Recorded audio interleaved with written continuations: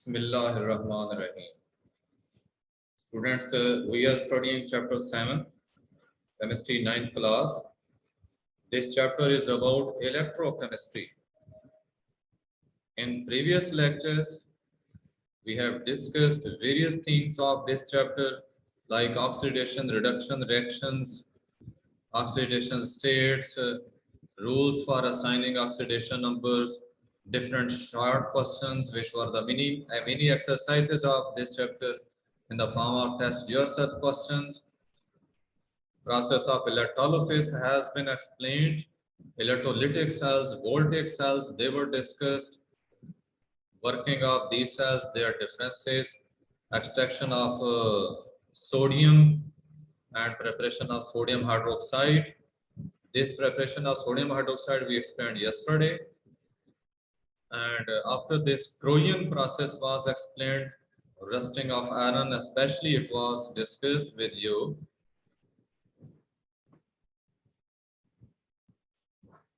And any other thing regarding these topics, if you want to discuss, one thing I would like to revise here. बेटे ये चीज एक देख लें यहाँ पे कल जो इसमें बुक की मिस्टेक की वजह से इशू था कि यहाँ पे हाइड्रोक्साइड आयंस मेंशन किए हुए थे, तो इसको जरा मैंने नीट कर दिया हुआ है कि कैथोड के ऊपर रिडक्शन किस चीज की होती है।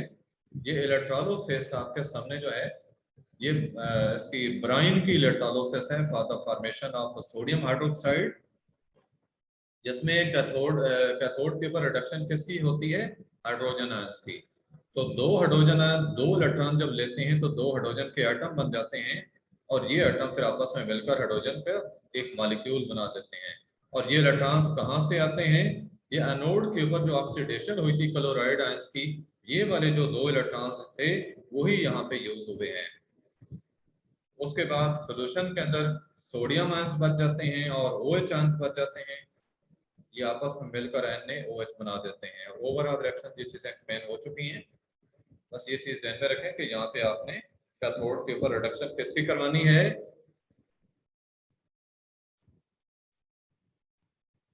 बेटे हाइड्रोजन आयंस की रिडक्शन है। आप जल्दी रिस्पॉन्ड किया करें, लेट न किया करें। उसके बाद ये टेस्ट योरसेल्फ क्वेश्चंस हम डिस्कस कर चुके हैं, कोरियन का प्रोसेस, रस्टिंग का, ये चीजें डिस्कस हो चुकी हैं। अगर आपका कोई क्वेश्चन है तो पूछ सकते हैं। एल्यूमिनियम की रस्टिंग क्यों नहीं होती, ये चीज भी हमने बता दी थी कि वेरी हार्ड मटेरियल जो एल्यूमिनियम ऑक्साइड का बनता है एल्यूमिनियम के सरफेस के ऊपर, तो ये इसको रेजिस्ट करता है फर्दर कोरियन के प्रोसेस को, क्योंकि ये नॉन पोरस होता है और इसमें से ऑक्सीजन या जो मॉइस्चर है वो नीचे जो इंटेक्ट एल्यूमिनियम है, न्यू एल्यूमिनियम, उस तक नहीं पहुंच सकती और एल्यूमिनियम जो है वो सेव हो जाती है।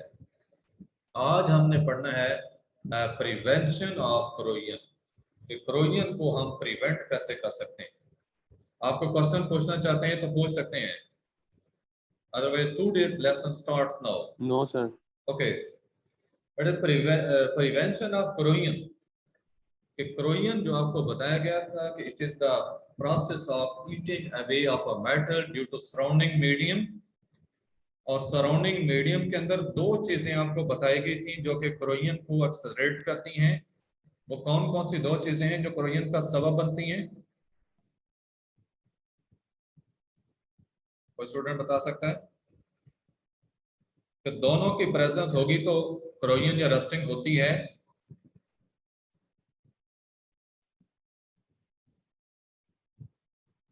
एनीवन?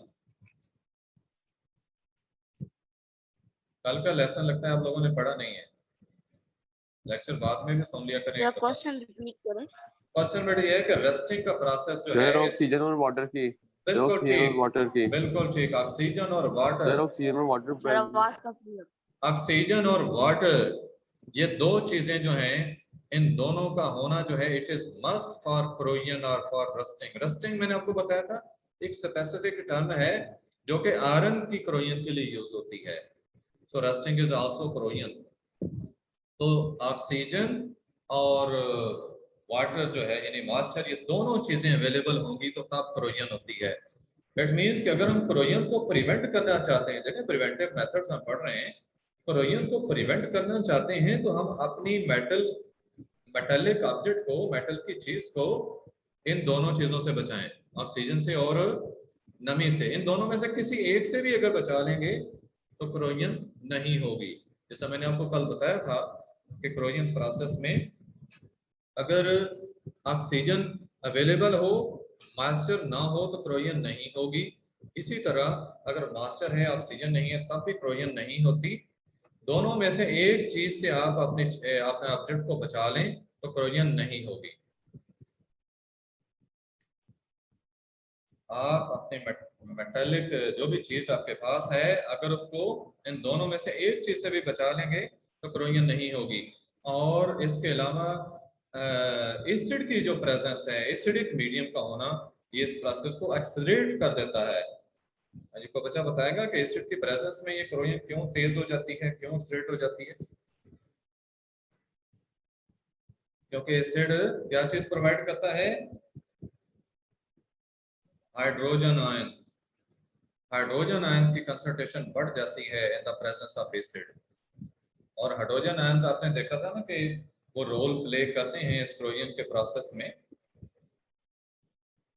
इलेक्ट्रॉन्स को गेन करने का जो प्रोसेस है, hydrogen ions along with electrons oxygen को जो है वो रिड्यूस करेंगे। ठीक है, ऑक्सीजन रिड्यूस होती है उससे, तो हाइड्रोजन आयंस की प्रेजेंस में ये प्रोसेस एक्सेलरेट हो जाता है। रिमूवल ऑफ स्टेन्स, पहले बताया कि आपको रिमूवल ऑफ स्टेन्स, रीजन्स बताया कि reasons of stains in an iron rod जो है they act as the site for corrosion. Reasons of stains in iron rod ये क्या काम करते हैं? साइट फॉर क्रोजन प्रोवाइड करते हैं, यानी वो जगह जहां से क्रोजन स्टार्ट होती है। कोई स्टेन्स वगैरह हो आयरन ऑब्जेक्ट के ऊपर लगे हुए तो वहां से प्रोसेस स्टार्ट होता है। If the surface of iron is properly clean और स्टेन्स जो है they are removed, it would prevent rusting. तो पहली चीज हमने देखी कि स्टेन्स वगैरह अगर हमारी मेटेलिक चीज जो है उसके ऊपर है, मसलन आयरन की कोई चीज है, तो उसके ऊपर से स्टेन्स को हम रिमूव कर दें, उस मेटल को क्लीन कर दें, तो रस्टिंग का प्रोसेस जो है वो उसको हम रोक सकते हैं। दूसरी बात या दूसरा तरीका, पेंट्स एंड ग्रीसिंग।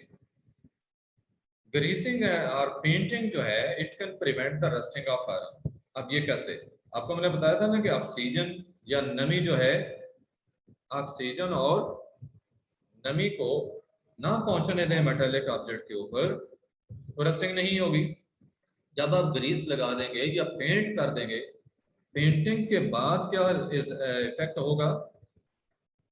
पानी नहीं पहुंच सकेगा मेटल तक, ना ही ऑक्सीजन पहुंच सकेगी, और उसका रिजल्ट क्या होगा? रस्टिंग नहीं होगी। तो कहा कि ग्रीसिंग और painting can prevent the rusting of iron. Modern paints जो है इनके अंदर कॉम्बिनेशन होती है केमिकल्स की, जिन्हें कहते हैं स्टेबलाइजर्स। जो मॉडर्न पेंट्स यूज होते हैं इनमें स्टेबलाइजर्स यूज होते हैं, और ये स्टेबलाइजर क्या काम करते हैं? They provide protection against corrosion in addition to prevention against the weathering। Stabiliser stabilisers बेटे केमिकल्स होते हैं, पेंट्स के अंदर ऐसे केमिकल्स डाले गए होते हैं जो क्या काम करते हैं कि वेदरिंग, वेदरिंग क्या होती है?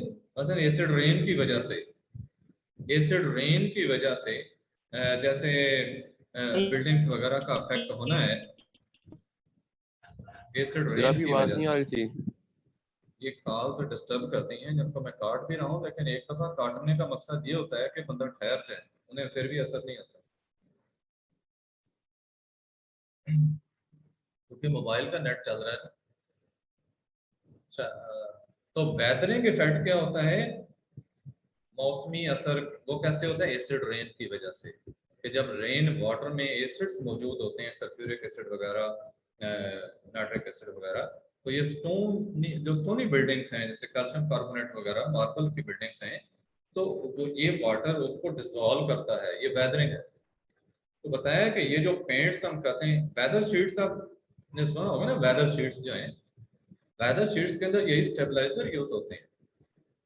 आप वेदर शीट अगर यूज करते हैं ना आप, तो इससे क्या होता है, वेदरिंग इफेक्ट भी नहीं होता। ठीक है, वेदरिंग इफेक्ट जो है उसको आप अवॉइड कर सकते हैं। और ये जो आपको पेंट्स की बात हो रही है, ये मेटेलिक ऑब्जेक्ट्स के ऊपर होने वाले पेंट्स हैं, उनके अंदर स्टेबलाइजर डाले गए होते हैं, जिससे कोरोजन भी नहीं होती और वेदरिंग भी नहीं होती आपके ऑब्जेक्ट्स की। पेंट्स या ग्रेसिंग, यानी पेंट कर दें या ग्रीस लगा दें। ग्रीस देखें कहाँ लगाएंगे, पेंट्स तो हम उन हिस्सों को कर देंगे जो कि इससे जो है वो स्टैटिक रहते हैं, जो मूव नहीं करते। लेकिन जो मशीनें हैं उनके जो मूविंग पार्ट्स होते हैं, वहां पे तो पेंट काम नहीं करेगा, वो तो मुसलसल उतरता रहेगा, तो वहां पे ग्रीस लगाई जाती है। हाँ जी, क्लियर है ये चीज। उसके बाद बेटे नेक्स्ट आपको मेथड बताया गया है अलाइंग का। अलाइंग यानी अलाय बनाना। अलाय क्या होता है, होमोजेनियस मिक्सचर होता है किसी भी मेटल का किसी और मेटल या नॉन मेटल्स के साथ। याद रखें कि अलाय को अमूमन और डिफाइन ऐसे करते हैं कि होमोजेनियस मिक्सचर ऑफ टू और मोर मेटल्स, लेकिन इसके अंदर नॉन मेटल को भी मिक्स किया जा सकता है। कोई आप ऐसे अलाय की एग्जांपल देंगे जिसके अंदर नॉन मेटल होती है? और ये जो स्टील, सरब्रास। नहीं नहीं, स्टील जो है, स्टील, सरब्रास। ये जो स्टील ब्रॉन्ज। होता है ना, स्टील के अंदर कार्बन भी शामिल होती है। स्टील के अंदर कार्बन भी शामिल होती है जो कि हार्डनेस प्रोवाइड करती है। तो अब ये कार्बन नॉन मेटल है। वैसे याद रखें कि जो अलायस होते हैं उनके अंदर स्पेसिफिक प्रॉपर्टीज पैदा करने के लिए हम नॉन मेटल्स को भी मिक्स करते हैं। 10 मिनट्स अभी रहता है टाइम, तो जब क्लास डिस्कनेक्ट होगी तो सब बच्चे दोबारा ज्वाइन कर लेंगे। इस टाइम 20 स्टूडेंट्स आर देयर। तो आपको बताया गया कि अलाइंग जो प्रोसेस है, यानी अलाय बनाना, जिसमें हम किसी भी मेटल को बचाना चाहते हैं, तो हम उसके अंदर किसी और मेटल को या किसी नॉन मेटल को भी मिक्स कर देते हैं। मसलन अलाइंग आयरन की करें with other metals, it has proved to be very successful technique against rusting. Iron की जब हम अलाइंग कर देते हैं, ये बेटे स्टील क्या है, ये आयरन का ही अलाय है। ठीक है, स्टील आयरन का अलाय है, तो स्टील की रस्टिंग नहीं होती। लिहाजा हमने आयरन को रस्टिंग से बचाने के लिए उसके अंदर अदर मेटल्स को मिक्स कर दिया। तो बेस्ट एग्जांपल ऑफ अलाइंग का बताया कि ये स्टेनलेस स्टील है, जिसमें आयरन होता है, क्रोमियम है और निकल है। ठीक है, इन चीजों की कॉम्बिनेशन है। और ये याद रखें कि जो आयरन है, आयरन के अंदर कार्बन भी शामिल होती है। आयरन के अंदर जो हार्डनेस होती है वो उसकी वजह से होती है। जिस कदर कार्बन की परसेंटेज ज्यादा हो, उसी कदर आयरन ज्यादा हार्ड होता है। आयरन की हम जब प्रेपरेशन पढ़ेंगे, वहाँ पे आप देखेंगे कि हमें जो आयरन हासिल होता है उसको पिग आयरन कहते हैं, फिर उससे कॉस आयरन बनता है, फिर कार्बन को और कम करते हैं, रॉट आयरन बनता है। और रॉट आयरन तो बहुत ही सॉफ्ट होता है कार्बन कंटेंट्स कम होने की वजह से। तो आपको बताया गया कि आयरन की रस्टिंग को बचाने के लिए हम उसके साथ अदर मेटल्स, क्रोमियम है, निकल वगैरह है, ये मिक्स करके अलाय बना लेते हैं। नेक्स्ट है मेटालिक कोटिंग। इस प्रोसेस में हम ये करते हैं कि जिस मेटल को सर आपकी आवाज कट रही है बीच में। बाकी बच्चों को भी ये प्रॉब्लम महसूस हो रहा है? जी सर, हो रहा है। आप कैसे, आप ठीक है? सर अब ठीक है। ओके। सर पहले भी सही थी, सर अब भी बीच में सही। सही होती है, बीच में फिर खराब हो जाती है। मेरे पास कोई डिस्टर्बेंस तो वैसे आपको नहीं हो रही थी, कॉल्स की, नेटवर्क का इशू हो सकता है। ये आप बता बिल्कुल देना। सही है, आवाज ना हो, हाँ जी, खराब नहीं। अभी मैसेज मुझे आया, शायद अभी कोई डिस्टर्बेंस आया, तो जब भी आए तो आपने बता देनी ताकि उस वक्त हम स्टॉप करें speaking. Okay, metallic coating. Best method बताया कि for protection against corrosion of metal जो है एक्सपोज टू एसिड कंडीशंस, कि वो मेटल जो एसिड कंडीशंस को एक्सपोज होते हैं, मसलन ओपन प्लेसेस में हमने कुछ ऐसी मेटेलिक चीजें जो हैं, मेटेलिक ऑब्जेक्ट्स हमने ओपन प्लेसेस में रखने हैं जहां पे सर जो है आवाज they may be affected by weathering। बड़ी आवाज नहीं आ रही। सर आ रही है, ये इजान का कोई ना हो मसला ना। ओके ओके, हाजिर आपके यहाँ अगर महसूस हो मेरी डिस्टर्बेंस आवाज की तो आपने मुझे बताना है कि ओके आपके यहाँ नेट का इशू नहीं महसूस हो रहा। ओके, तो ये मेटल्स जो हैं अगर एसिडिक कंडीशंस को एक्सपोज्ड हों तो उनको हम करोजन से बचा कैसे सकते हैं। मेटेलिक कोटिंग का मेथड बताया जा रहा है, इसमें हम कोटिंग कर देते हैं मेटल की विद अदर मेटल। अब हम दूसरी उस मेटल की कोटिंग करेंगे जिसकी रस्टिंग नहीं होती, उन्हें कहते हैं corrosion resistant metals. Corrosion resistant metals यानी ऐसी मेटल्स जिनको जंग नहीं लगता। For example zinc, stannum, chromium, ये मैंने आपको मेटल्स के नाम बताए हैं। जिंक, स्टेनम, क्रोमियम, ये वो मेटल्स हैं कि जिनको जंग नहीं लगता। एहसान आप नाम बताएंगे करोजन रेजिस्टेंट मेटल्स के?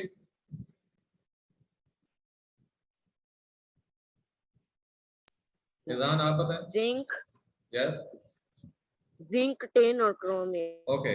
ये स्टेनम जो है इसी को टिन कहते हैं। एसन जो स्टेनम है इसी को टिन भी कहते हैं, इंग्लिश नेम इसका टिन है।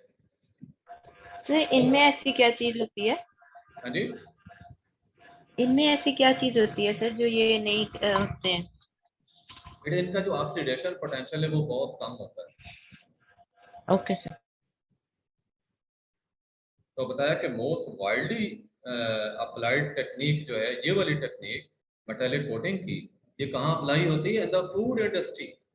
फूड इंडस्ट्री में जहाँ पे फूड आइटम्स जो हैं उनकी टिन पैकिंग की जाती है, खुराक तैयार करके टिन पैक्स बनाए जाते हैं, टिन पैकिंग की जाती है। तो ये टिन पैकिंग याद रखें, वो जो टिन पैक होते हैं ना, जैसा कि आप ड्रिंक्स के भी टिन पैक पीते हैं, तो उनके अंदर अंदरूनी जो लाइन वो आयरन के बने होते हैं वैसे, लेकिन उनकी जो अंदरूनी सरफेस होती है उसके ऊपर टिन की कोटिंग होती है, इसलिए उन्हें कहते हैं टिन पैक। टिन पैक की समझ आ गई ना, कि वो टिन के नहीं बने होते बल्कि उनके ऊपर टिन की पैकिंग, टिन की कोटिंग होती है अंदरूनी लाइनिंग पे। और टिन करोजन रेजिस्टेंट है, अनरिएक्टिव है। Containers of iron are coated with tin to give it a longer life. Iron के कंटेनर होते हैं, उनके ऊपर टिन की कोटिंग कर दी जाती है, उनको जंग नहीं लगता, उनकी लाइफ बढ़ जाती है। मेथड्स ऑफ मेटालिक कोटिंग, ये जो आपको एंड पे मेथड बताया गया मेटालिक कोटिंग का, कि इसके जरिए हम करोजन को अवॉइड कर सकते हैं। अब आपको मेथड्स बताए जाएंगे जिनके जरिए हम मेटालिक कोटिंग कर सकते हैं। फिजिकल एंड इलेक्ट्रोलिटिक मेथड, ये दो किस्म के मेथड्स हैं। पहले फिजिकल मेथड्स हैं, दूसरे इलेक्ट्रोलिटिक मेथड्स हैं। फिजिकल मेथड्स में हम इलेक्ट्रिसिटी यूज नहीं करते और इलेक्ट्रोलिटिक मेथड्स में हम इलेक्ट्रिसिटी भी यूज करते हैं, ये डिफरेंस है। फिजिकल मेथड्स गैल्वेनाइजिंग और टिन कोटिंग जो है ये फिजिकल मेथड्स हैं। इसमें हम पहले जिंक कोटिंग, जिसको कि गैल्वेनाइजिंग कहते हैं, याद रखिए जिंक की जब कोटिंग कर दी जानी है आयरन के ऊपर तो हम कहेंगे कि हमने आयरन की गैल्वेनाइजिंग कर दी है। What is galvanising? Zinc coating, depositing a layer of zinc on iron is called galvanizing। Iron के ऊपर जिंक की लेयर डिपॉजिट कर देना ये गैल्वेनाइजिंग कहलाता है, ये जिंक कोटिंग कहलाता है। तो बताया कि it is carried out by dipping a clean iron sheet in a zinc chloride bath and then heating it. हम पहले आयरन की शीट को साफ करते हैं, उसको क्लीन करते हैं। आपको पहले बताया था ना स्टेन्स वगैरह को रिमूव करना, ये सबसे पहली टेक्निक होती है। उसको अच्छी तरह से साफ करके उसको हम जिंक क्लोराइड के कंटेनर में, बाथ में जिसमें जिंक क्लोराइड का सोल्यूशन होता है, उसमें डाल देते हैं। फिर उसको हम हीट करते हैं। आफ्टर दिस क्या है, आयरन शीट इज रिमूव्ड, हम आयरन शीट को उठाते हैं, rolled into the molten zinc metal. पहले जिंक क्लोराइड का बात था, यानी जिंक क्लोराइड का सोल्यूशन था जिसके अंदर उसको हीट किया था, उसके बाद हमने उस आयरन शीट को वहां से निकाला और मोल्टन जिंक मेटल जो है, मोल्टन जिंक मेटल उसके बाद में डालते हैं, रोल करते हैं, यानी उसके अंदर उसको मूव करते हैं ताकि उसकी सारी जो सरफेस है वो जिंक मोल्टन जिंक के साथ इन कांटेक्ट आ जाए, उसके ऊपर जिंक की लेयर बन जाए। Then finally it is air cooled, यानी उसको बाहर निकालकर हवा में ठंडा कर लेते हैं। तो जो जिंक की कोटिंग होती है ऊपर वो हार्ड हो जाती है। अब इसका एडवांटेज सुनने गैल्वेनाइजिंग का, very important short question, what is the advantage of galvanising over tin coating? यूं भी कह सकते हैं कि are you may be asked why is galvanising preferred to tin coating?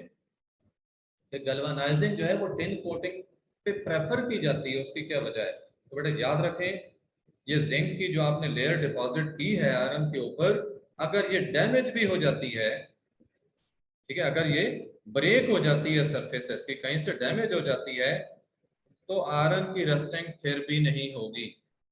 जब तक सारी की सारी जिंक खत्म नहीं हो जाती, जिंक की कोटिंग सारी की सारी जब तक खत्म नहीं हो जाती, उस वक्त तक आयरन की रस्टिंग स्टार्ट ही नहीं होगी। कोई बच्चा गैस कर सकता है उसकी वजह क्या है? बेटे जैसे ही सर प्लीज रिपीट। मैंने कहा है कि आयरन की सरफेस पे जिंक की कोटिंग की आपने, अगर जिंक की कोटिंग कहीं से डैमेज हो जाती है तो वहां पे गैल्वेनिक सेल डेवलप हो जाता है, गैल्वेनिक सेल डेवलप हो जाता है, ऑक्सीडेशन रिडक्शन का प्रोसेस स्टार्ट हो जाता है, लेकिन लोहे का को जंग नहीं लगता जब तक सारी जिंक खत्म नहीं हो जाती। सर तो रिजॉइन करना है, क्योंकि सर बिल्कुल जिंक करना जो है। होता है वो आयरन को बचा रहा होता है। जिंक बचा रहा होता है, और कैसे बचाता है? जिंक का ऑक्सीडेशन पोटेंशियल करना है। ज्यादा है, जिंक का आयरन से ऑक्सीडेशन पोटेंशियल ज्यादा है, लिहाजा जिंक ऑक्सीडाइज होता है, एनोड के तौर पे एक्ट करता है, और आयरन कैथोड बनता है। आयरन को कुछ भी नहीं होगा, जिंक खत्म होता जाएगा। समझ आ गई इस बात की? सर रिजॉइन करना है। बिल्कुल करना है, सबने जाना रिजॉइन करना है। आरएस अटेंडेंस ले लें एक बार। हाँ जी स्टूडेंट्स, ये चीज आपको क्लियर हो गई है कि जिंक कोटिंग को हम टिन कोटिंग पे प्रेफर क्यों करते हैं। इसमें जिंक का तो मैंने बता दिया कि कहीं से अगर कोटिंग ब्रेक हो जाती है तो जिंक जो है वो एनोड के तौर पे काम करता है और आयरन कैथोड के तौर पे काम करता है। लिहाजा जब तक सारी जिंक की कोटिंग खत्म नहीं हो जाती, आयरन की रस्टिंग स्टार्ट ही नहीं होती। लेकिन अगर टिन कोटिंग हो, अभी बाद में हम पढ़ेंगे भी, अगर टिन कोटिंग कहीं से डैमेज हो जाती है तो याद रखें अब जो गैल्वेनिक सेल डेवलप होता है इसमें आयरन एनोड के तौर पे काम करता है और टिन जो है वो कैथोड बन जाता है, क्योंकि आयरन का ऑक्सीडेशन पोटेंशियल टिन से ज्यादा है। इसलिए वो जो उसका प्रोसेस है क्रोइन का या रस्टिंग का, वो एक्सेलरेट हो जाता है। कि अगर टिन कोटिंग ना होती तो उस वक्त आयरन की रस्टिंग स्लो होनी थी, लेकिन जो डैमेज या ब्रोकन टिन कोटिंग है, अब रस्टिंग एक्सेलरेट हो गई, अब पहले से ज्यादा हो गई। क्लियर है ये चीजें?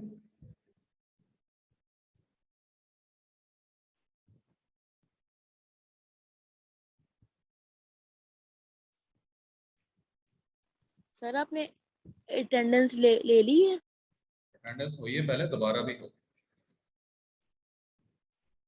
ओके नेक्स्ट है टिन कोटिंग। टिन कोटिंग बताया कि it involves dipping of the clean sheet of iron in a bath of molten tin. जैसा पहले हमने जिंक क्लोराइड के सॉल्यूशन में आयरन की शीट को डिप किया था, उसको हीट किया था, लेकिन यहाँ पे आपने डायरेक्ट ही आयरन शीट को मोल्टन टिन के बाथ में डालना है and then passing it sir tin coating दोबारा शुरू से समझा दें। ठीक है, फिर उसके बाद उसको हार्ड रोलर्स के दरमियान से पास करना है। बड़े टिन कोटिंग में मैंने आपको बताया है कि आपने आयरन की क्लीन शीट लेकर, यानी शीट लेकर पहले उसको क्लीन किया, उसके बाद मोल्टन टिन का जो बाथ है, यानी वो कंटेनर जिसमें टिन मोल्टन डाली हुई है, मेल्ट करके डाली हुई है, उसमें से पास करना है आपने। आफ्टर दैट शीट को वहां से रिमूव करें और हार्ड रोलर्स के शीट को पास करना है। आयरन शीट को क्योंकि आयरन शीट के ऊपर टिन की कोटिंग करनी है ना, तो पहले ठीक आयरन है। शीट को टिन के बाथ में से गुजारेंगे, उसके बाद उसको हार्ड रोलर्स के दरमियान से गुजारेंगे ताकि जो टिन की ऊपर कोटिंग हुई है उसकी थिकनेस यूनिफॉर्म सी हो जाए। कि such sheets are used in the beverage and food cans। वो बेवरेज क्या है, ये ड्रिंक्स वगैरह शराब वगैरह के सिलसिले में जो कैंस यूज होते हैं, कंटेनर बनाए जाते हैं वहां पे, या फूड कैंस जो हैं तो उनके लिए ये प्रोसेस यूज किया जाता है टिन कोटिंग का।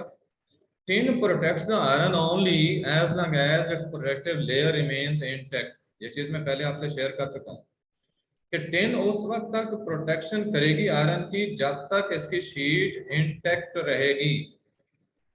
जैसे ही इसकी शीट कहीं से डैमेज होती है, ब्रेक होती है और आयरन वहां से एक्सपोज हो जाता है टू एयर एंड वाटर, तो फिर बेटे गैल्वेनिक सेल जो है वो एस्टेब्लिश होता है और आयरन की रस्टिंग रैपिड हो जाती है।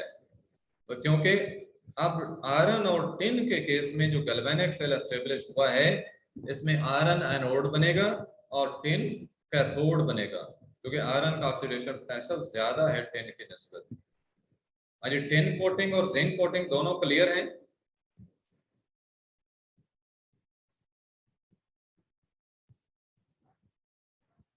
सारे बच्चे ज्वाइन हो चुके हैं, कम हुए हैं अभी।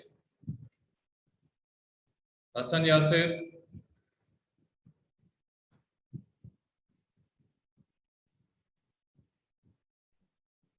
मोहम्मद फहद, जी सर। समझ आ गई आपको? जी सर। मैंने जिंक कोटिंग और टिन कोटिंग एक्सप्लेन की है, दो मेथड जो थे। इसके बाद नेक्स्ट है electrolytic method that is used for electroplating, that is also called electroplating and is used for protecting iron or metallic objects। तो बताया कि depositing of one metal over the other by means of electrolysis।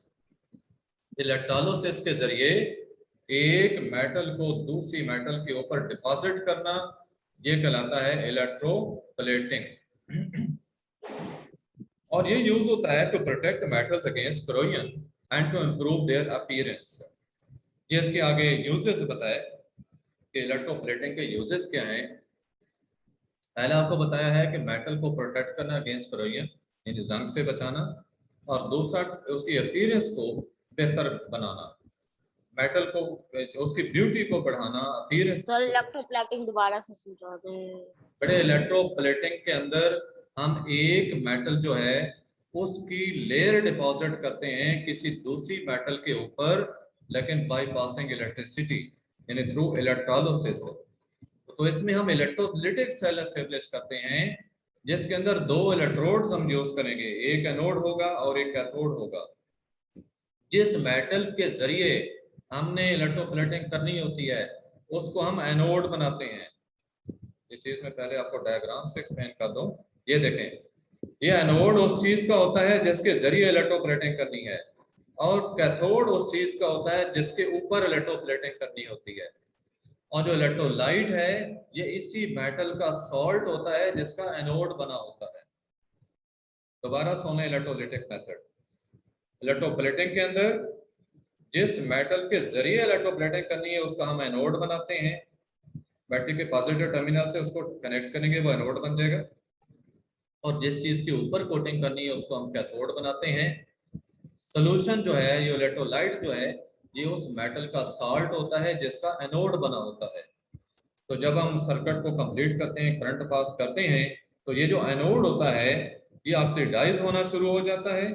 Electrons release होने वाले जो है वो circuit में चले जाते हैं और इसके आयंस जो है वो सोल्यूशन में चले जाते हैं। सोल्यूशन के थ्रू वो आयंस इस कैथोड पे पहुंचते हैं जो कि हमारा वो ऑब्जेक्ट होता है जिसके ऊपर इलेक्ट्रोप्लेटिंग कर रहे होते हैं हम। इलेक्ट्रॉन सर्किट से होकर आते हैं, तो ये जो सोल्यूशन के थ्रू इस एनोड वाले आयंस गए हैं वो सर्किट से आने वाले इलेक्ट्रॉन्स को लेकर रिड्यूस हो जाते हैं और इस मेटालिक ऑब्जेक्ट के ऊपर डिपॉजिट हो जाते हैं। इस तरह से इलेक्ट्रोप्लेटिंग का प्रोसेस कंप्लीट होता है। इसकी बाकी चीजें जरा आप देख लें। लेकिन आपको बताया गया कि हम मेटल की उस ऑब्जेक्ट की अपीयरेंस को भी बेहतर कर सकते हैं, उसको खुराइयों से भी बचा सकते हैं, इवन कि रिपेयर भी इसके एक एडवांटेज में या यूजेस में आता है। रिपेयर में क्या होता है कि अगर उस मेटेलिक ऑब्जेक्ट की सरफेस जो है वो स्मूथ नहीं है तो आप उसको स्मूथ कर सकते हैं। जब आप इलेक्ट्रोप्लेटिंग करेंगे तो सरफेस स्मूथ हो जाएगी, तो ये रिपेयर का प्रोसेस है।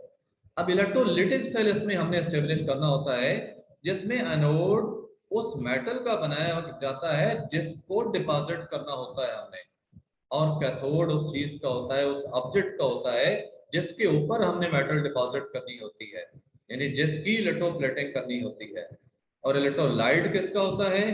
ये एक्वस सॉल्यूशन साल्ट का होता है, उस मेटल के साल्ट का जिसका एनोड बना होता है। ठीक है, ये चीजें क्लियर हैं? इलेक्ट्रोलिटिक सेल की मुख्तलिफ चीजें जो बताई गई आपको, किसी की कंफ्यूजन है तो पूछ सकते हैं। यस सर क्लियर है। प्रोसीजर बेटे सुन लें, प्रोसीजर हालांकि मैं आपको अगली डायग्राम में समझा भी चुका हूं, दोबारा सुन लें। यहाँ पे देखो बताया कि object to be electroplated is cleaned with sand. सबसे पहले सैंड के साथ, सिलिका के साथ उसको साफ करेंगे ताकि उसके स्टेन्स वगैरह रिमूव हो जाए। उसके बाद उसको हम वॉश करते हैं कास्टिक सोडा सॉल्यूशन के साथ। कास्टिक सोडा सॉल्यूशन का सोडियम हाइड्रोक्साइड का सॉल्यूशन। फाइनली हम उसको थारोली वॉश करते हैं पानी के साथ, अच्छी तरह से वाटर के साथ उसको वॉश कर लेंगे। उसके बाद हम एनोड बना देते हैं उस मेटल का जिसको डिपॉजिट करना चाहते हैं दूसरी मेटल पे, मसलन क्रोमियम है, निकल है वगैरह या सिल्वर है, जिसके जरिए भी इलेक्ट्रोप्लेटिंग करनी है तो एनोड हम उस मेटल का बना देते हैं। कैथोड हमने उस ऑब्जेक्ट का बनाना होता है जिसकी इलेक्ट्रोप्लेटिंग करनी होती है। मसलन आपने आयरन की कोई शीट है, उसके ऊपर किसी और मेटल की लेयर डिपॉजिट करनी है तो कैथोड आप आयरन का बना दें। इलेक्ट्रोलाइट सिस्टम में हम सॉल्ट यूज करते हैं उस मेटल का जिसको डिपॉजिट करना होता है, यानी जिसके जरिए इलेक्ट्रोप्लेटिंग करनी होती है। लाजिम बात है ये वो मेटल होती है जो क्रोजन रेजिस्टेंट होती है, जिसकी क्रोजन इजीली नहीं हो सकती। इलेक्ट्रोलिटिक टैंक किसका बना होता है बेटे? ये सीमेंट का बना होता है, ग्लास का या वुड का बना होता है, जिसमें एनोड और कैथोड जो हैं दे आर सस्पेंडेड। ये देखें, यही है इलेक्ट्रोलिटिक टैंक जिसकी बात हो रही है। When current is passed through the cell, cell के अंदर से ये पहले सुन लें। इलेक्ट्रोलिटिक टैंक बता दिया कि सीमेंट, ग्लास या वुड का बना होता है, उसमें एनोड और कैथोड सस्पेंडेड होते हैं। इलेक्ट्रोड्स कनेक्टेड होते हैं टू द बैटरी। जब इलेक्ट्रोड्स को आप बैटरी से कनेक्ट कर देते हैं और करंट जो है वो पास होना शुरू हो जाता है तो जो मेटल जिसका वो एनोड बना होता है वो डिसॉल्व होना शुरू हो जाती है और उसके आयंस बनकर सॉल्यूशन में मूव करना, पास होना शुरू हो जाते हैं। मेटेलिक आयंस जो एनोड के बने हैं सॉल्यूशन के अंदर गए हैं, they migrate to the cathode. वो सॉल्यूशन के अंदर से, इलेक्ट्रोलाइट के अंदर से होते हुए कैथोड पे पहुंचते हैं, वहां जाकर डिस्चार्ज होंगे। कैसे कि जो इलेक्ट्रॉन्स एनोड पे बने थे वो सर्किट के ऊपर से होकर कैथोड पे गए और ये मेटेलिक आयंस वहां जाकर डिस्चार्ज होंगे और आपका वो ऑब्जेक्ट जो आपने कैथोड बनाया हुआ है उसके ऊपर डिपॉजिट हो जाएंगे। तो इसके रिजल्ट में क्या होगा? इस डिस्चार्ज के रिजल्ट में a thin layer of metal deposit हो जाएगी ऑन द ऑब्जेक्ट जिसकी कि आपने इलेक्ट्रोप्लेटिंग करनी थी। It is then pulled out and clean. ठीक है, उसको हम वहां से इलेक्ट्रोलिटिक टैंक से निकालेंगे और उसको साफ कर लेंगे, वॉश कर लेंगे उसको। एग्जाम्पल्स आगे इलेक्ट्रोप्लेटिंग की हैं जिसमें सबसे पहले इलेक्ट्रोप्लेटिंग सिल्वर की बताई जा रही है। इसी तरह बाकी मेटल्स की भी इलेक्ट्रोप्लेटिंग आएगी, तो ये हम अगले लेक्चर में कर लें तो बेटर होगा, क्योंकि अदरवाइज आगे क्वेश्चन कुछ रह नहीं जाता। या तो हम सारा कंप्लीट कर दें, अदरवाइज इसको हम अगले लेक्चर के लिए छोड़ दें तो बेटर होगा। तो ये आपके पास सिर्फ इतनी सी चीज़ें दो, बस यही कोचिंग है आपके पास जो रहेगी। बाकी चीज़ें ये दो इसमें 10 यूएसएफ के क्वेश्चन आने हैं और बाकी ये कुछ इंफॉर्मेशन की चीज़ें हैं और ये एग्जांपल्स ही हैं जस्ट इलेक्ट्रोप्लेटिंग की जो हमारी रहती हैं। यानी क्या ख्याल है स्टूडेंट्स, कंप्लीट करना चाहते हैं चैप्टर आज? सर सैटरडे को कर लेंगे सर, क्लास में कोई आ ही नहीं जा रहा। Okay, it's better. हम सैटरडे को ही इसको कंप्लीट कर लेते हैं। अभी बच्चे भी थोड़े हैं जो ज्वाइन हुए, 8 स्टूडेंट्स ने ज्वाइन किया है, अभी पता नहीं बाकी क्यों नहीं कर सके। ओके बेटे, we wind up this lesson. If you have any question you can ask. या स्टूडेंट्स, है कोई क्वेश्चन किसी का?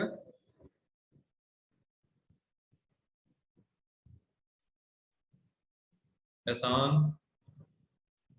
No, sir. ओके देन, अल्लाह हाफिज।